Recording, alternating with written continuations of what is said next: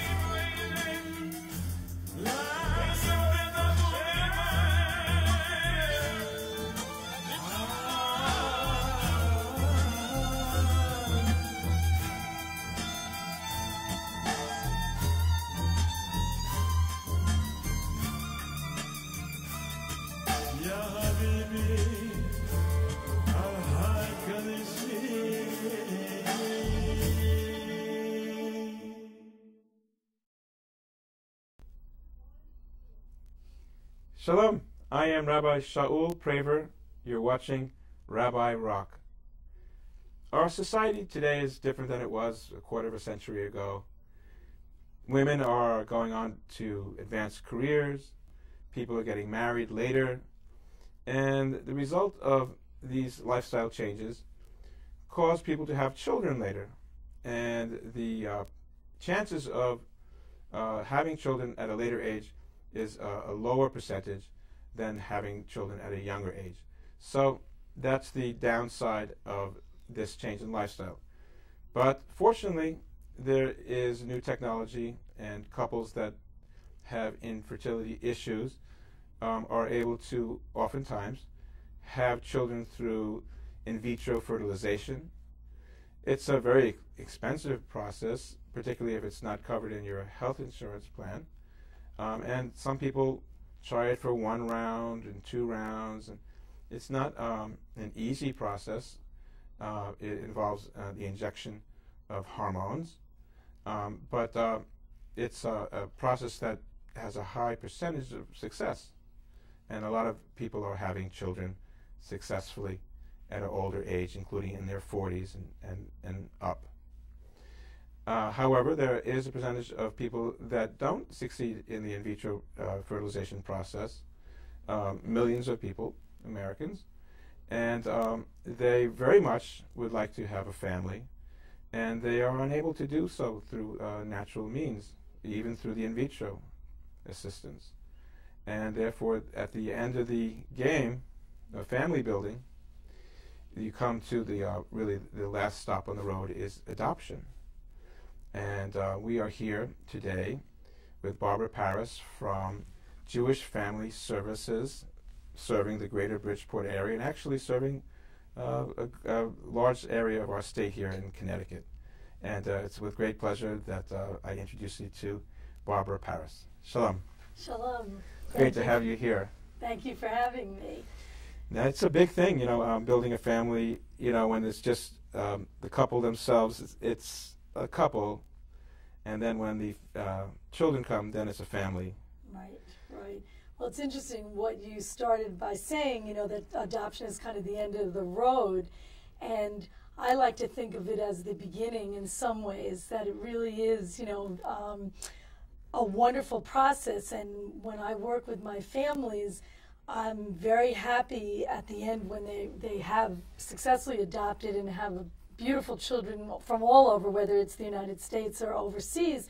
And I think that most of my families, there's an amazing feeling that the right child came to them, even though they had to go through everything they went through, that the child that was meant to be with them is with them. And we have worked with over 500 couples or individuals who have adopted, and the endings are beautiful, and nobody feels like it was the booby prize or the end of the road. They really feel that it's been wonderful. And I've even had families tell me that had they known what experience they would have adopting, they probably wouldn't have done as much of the infertility and gone through all the expense and all the emotional and physical trauma because they couldn't love the child they have more. Right. I just meant, for a couple that, whatever it was of the mindset that they wanted to have a child born, a woman would bear the child, carry the child, and they wanted to go through that.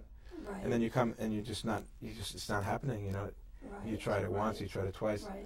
So then you're out of that.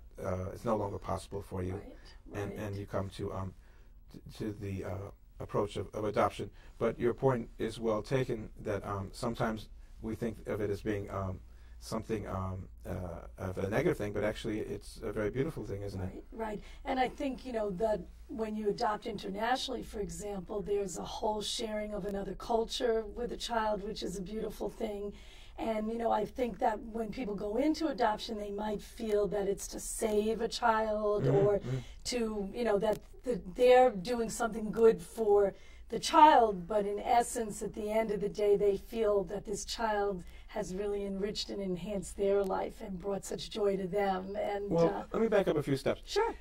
For somebody that is really, this is real for them, and they've been trying to build a family, and they're thinking of adoption.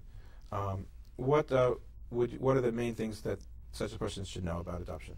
Okay, well, Jewish Family Service does offer a consultation for free if anybody wants to kind of just sit down and begin sorting it out.